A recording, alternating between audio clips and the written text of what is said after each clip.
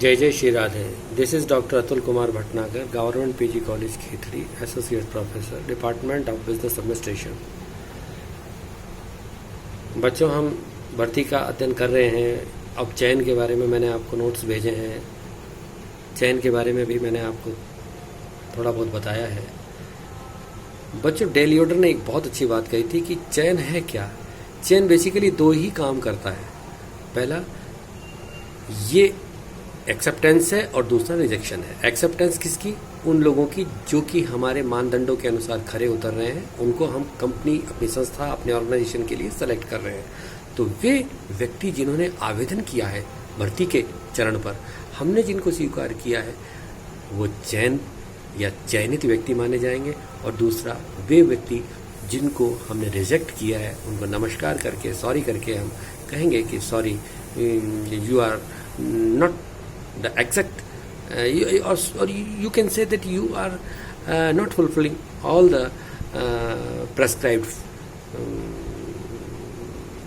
qualities regarding our organization। Simple सी बात कि आपको हम अस्वीकार करते हैं। तो चयन का काम डेल योडर ने कहा है बेसिकली कि जिन्हें हमें नियुक्ति का प्रस्ताव देना है और जिन्हें नहीं देना। सिंपल सीधी सी बात। अब चयन होना बहुत सॉलिड चाहिए। यदि उचित चयन नहीं होगा तो आपका संगठन उन लोगों को सेलेक्ट कर लेगा जो कि आपके संगठन के लिए जिम्मेदारी, लायबिलिटी बन जाएंगे। इसलिए बड़े सोच समझ करके आपको चयन के कार्य को करना चाहिए। तो चयन के कुछ इंपॉर्टेंस हम देख लेते हैं कि किसी भी ऑर्गेनाइजेशन की सफलता का आधार एक अच्छा सिलेक्शन प्रोसीजर है।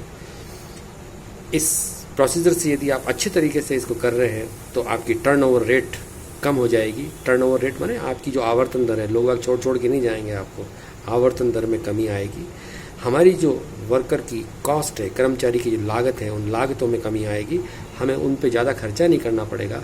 उनके ट्रेनिंग पे, उनके डेवलपमेंट के, उनके भर्ती और चयन 10 तरह के काम हमें करने पड़ते हैं, HR डिपार्टमेंट करता है। उन खर्चों में कमी आएगी तो कर्मचारी लागत कम होगी। ट्रेनिंग हमें कम करनी पड़ेगी, हमें प्रशिक्षण कम देना होगा, तो उस कॉस्ट में भी हमारी कमी आएगी। हमारी यदि चयन की प्रक्रिया बहुत अच्छी है तो चयन का सबसे बड़ा लाभ हमें मिलता है कि हमारी जो प्रोडक्टिविटी है वर्कर की, वो हायर और अधिक हमें प्राप्त होती चली जाएगी।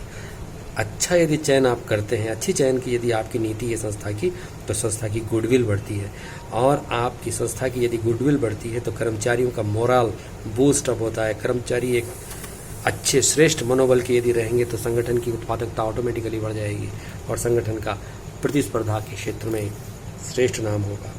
फिर उसका निश्चित रूप से परिणाम आपको देखने को मिलेगा कि आपका प्रोडक्शन बढ़ जाएगा, मैक्सिमम प्रोडक्शन होगा। मैक्सिमम प्रोडक्शन होगा तो मैक्सिमम प्रॉफिट होगा, और मैक्सिमम प्रॉफिट यदि आपको मिलेगा तो निश्चित रूप से आपकी स्टेबिलिटी, टोटल ओवरऑल ऑर्गेनाइजेशन की स्टेबिलिटी में वृद्धि होगी।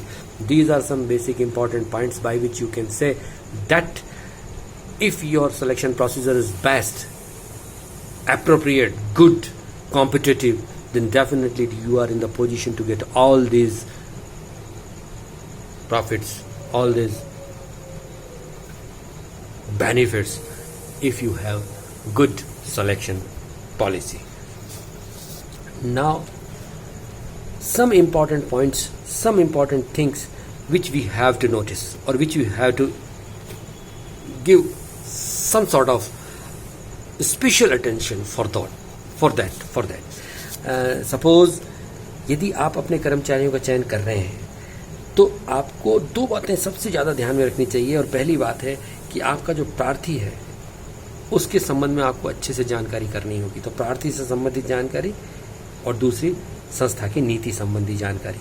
तो प्रार्थी संबंधी जो जानकारी है और नीति संबंधी जो जानकारी है मैं आपको नेक्स्ट उसमें बताऊंगा, क्योंकि यहाँ हमें अपलोड करने में बहुत टावर नहीं है, साधन कम है, और ऐसी स्थिति में आप तक मैटर पहुँचे, मेरे शब्द आप तक पहुँचे। इसलिए नेक्स्ट छोटे से एपिसोड के अंदर हम इस बात को और देखेंगे।